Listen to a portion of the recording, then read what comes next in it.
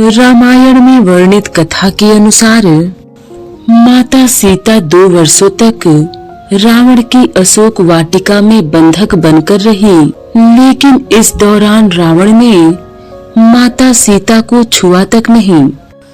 इसका कारण था कि रावण को स्वर्ग की अप्सरा रंभा ने यह श्राप दिया था कि जब भी तुम किसी ऐसी स्त्री से प्रणय करोगे जो तुम्हें नहीं चाहती है, तो तुम तत्काल ही मृत्यु को प्राप्त हो जाओगे।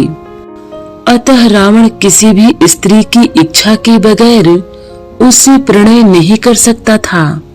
माना जाता है कि रण क्षेत्र में वानर सेना तथा राम लक्ष्मण में भय और निराशा फैलाने के लिए रावण के पुत्र मेघनाद ने अपनी शक्ति से एक मायावी सीता की रचना की, जो सीता की भांति ही नजर आ रही थी। मेघनाद ने उस मायावी सीता को अपने रथ के सामने बैठाकर रण क्षेत्र में घुमाना प्रारंभ किया। वानरों ने उसे माता सीता समझकर प्रहार नहीं किया।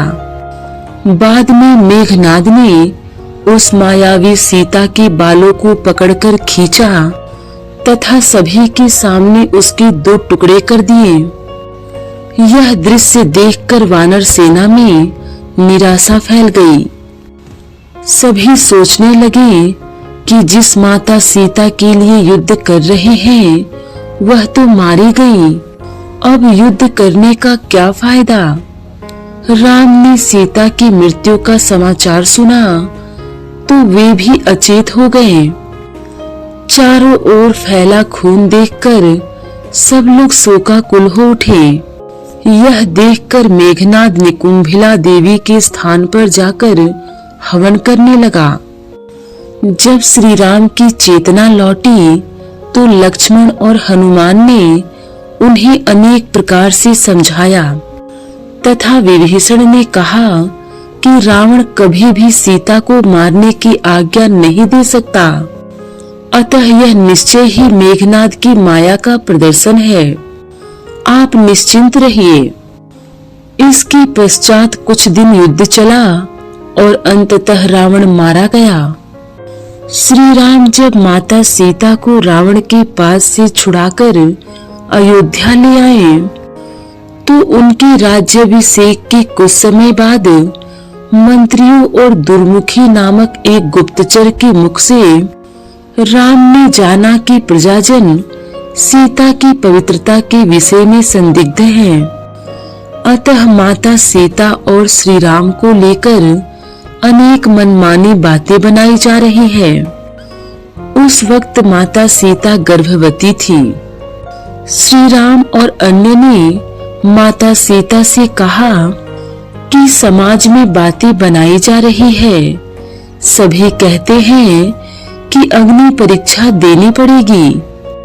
माना जाता है कि श्री राम और समाज द्वारा संदेश दिए जाने के कारण माता सीता ने अपमान और दुख से विचलित होकर चिता तैयार करने की आज्ञा दी।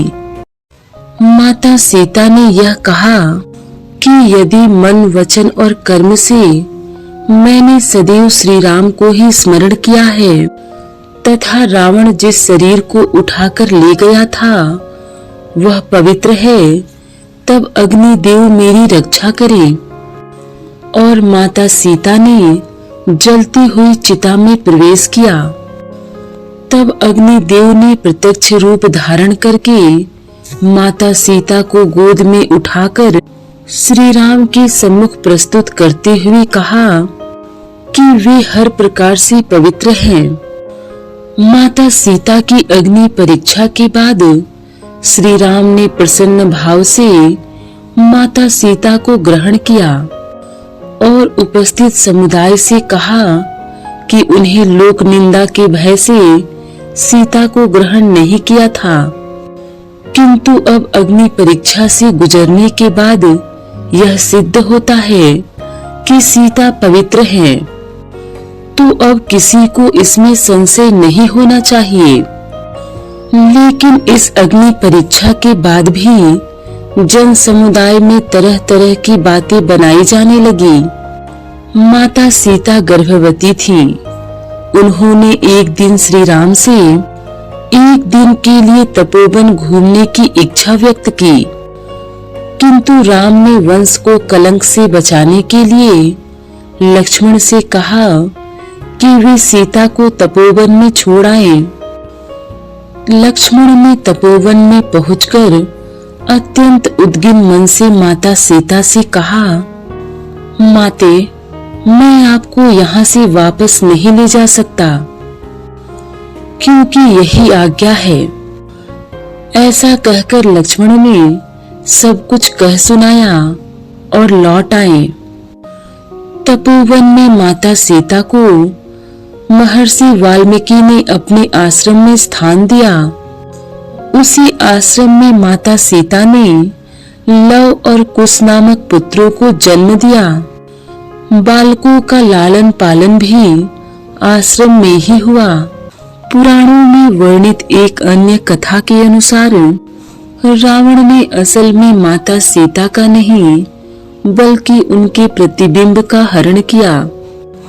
इसका संकेत इस बात से मिलता है कि जब रावण ने बलपूर्वक सीता को पकड़कर रथ में बिठाया तो माता सीता ने पतिव्रत धर्म के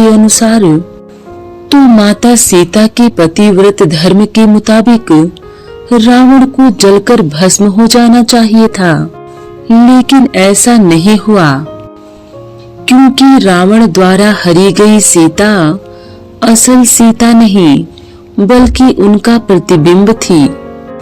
रावण वध के बाद श्री राम ने विभीषण जी से कहा कि आप लंका जाकर सीता को ले आइए।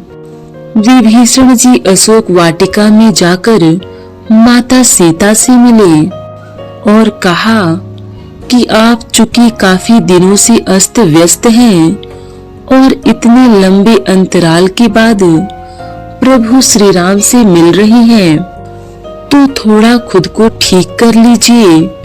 सीता ने खुद को भली भांति सजा लिया, लेकिन जब माता सीता श्री राम से मिली तो राम ने विभीषण से कहा कि सीता को ले जाए और वापस उन्हें वस्त्रों में लाए जिनमें उनका हरण हुआ था।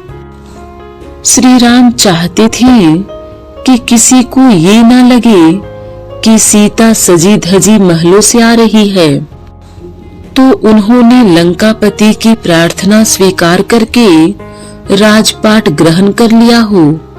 लोगों की इसी सोच को खत्म करने के लिए श्री राम ने सीता को उन्हीं वस्त्रों में लंका से बाहर बुलवाया। रामायण में वर्णित कथा के अनुसार जब लंबे समय तक रावण की कैद में रहने के बाद माता सीता श्री राम के साथ अयोध्या लौटी, तब उनकी पवित्रता को लेकर समाज के एक वर्ग में संदेह होने लगा। एक स्त्री ने उन पर कटाक्ष करते हुए ये भी कहा कि ये भला कैसे मर्यादा पुरुषोत्तम है जो ऐसी माता सीता को अयोध्या वापस ले आए, जो अब तक रावण के पास थी और उनके पास अपनी पवित्रता का कोई प्रमाण ही नहीं है। जब श्री राम को ये बात पता चली तो उन्होंने प्रजा के कल्याण के लिए माता सीता को अग्नि परीक्षा देकर अपनी पवित्रता को सिद्ध करने के लिए कहा। प्रभु श्री राम की बात सुनकर माता सीता अग्नि में समा गई। पद्म पुराण के अनुसार रामायण में एक नहीं बल्कि 2 सीता थी, पहली असली और दूसरी माया की सीता।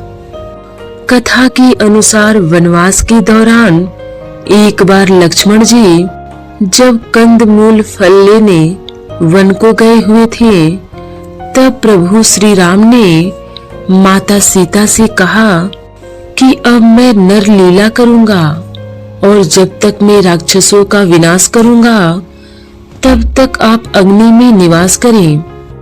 ऐसा कहकर श्री राम ने माता सीता को अग्निदेव को सौंप दिया। इसके बाद असली सीता की जगह माया की सीता प्रकट हुई। इस तरह जब माता सीता का अपहरण हुआ तब वो माया की ही सीता थी। जब युद्ध समाप्त हो गया और राक्षसों का विनाश हो गया तब भगवान श्री राम ने माता सीता को अग्नि परीक्षा के लिए कहा और माया की सीता अग्नि कुंड में समा गई। माया की सीता के अग्नि में समाते ही असली माता सीता अग्नि से बाहर आ गई। और इस पूरी अग्नि परीक्षा का सिर्फ एक यही कारण था। पद्म पुराण में वर्णित कथा के अनुसार असली माता सीता को कोई अग्नि परीक्षा नहीं देनी पड़ी थी। भगवान श्री राम भी माता सीता के इन दोनों रूपों के बारे में जानते थे क्योंकि ये उन्हीं के द्वारा रचित थे। माता सीता अग्नि देव की पूजा करती थी और त्रेता युग में ये धारणा थी कि यदि कोई व्यक्ति सच्चा है तो उसे अग्नि कोई नुकसान नहीं पहुंचा सकती। इसी वजह से असली माता सीता अग्निदेव की शरण में सुरक्षित हो गई थी और इस प्रकार माता सीता अपहरण से लेकर अग्नि परीक्षा तक के समय में माया की सीता ही थी। गोस्वामी तुलसीदास रचित मानस के अरण्य कांड में दोहा 23 और लंका कांड में दोहा 108 से 109 तक में इस प्रसंग का वर्णन है।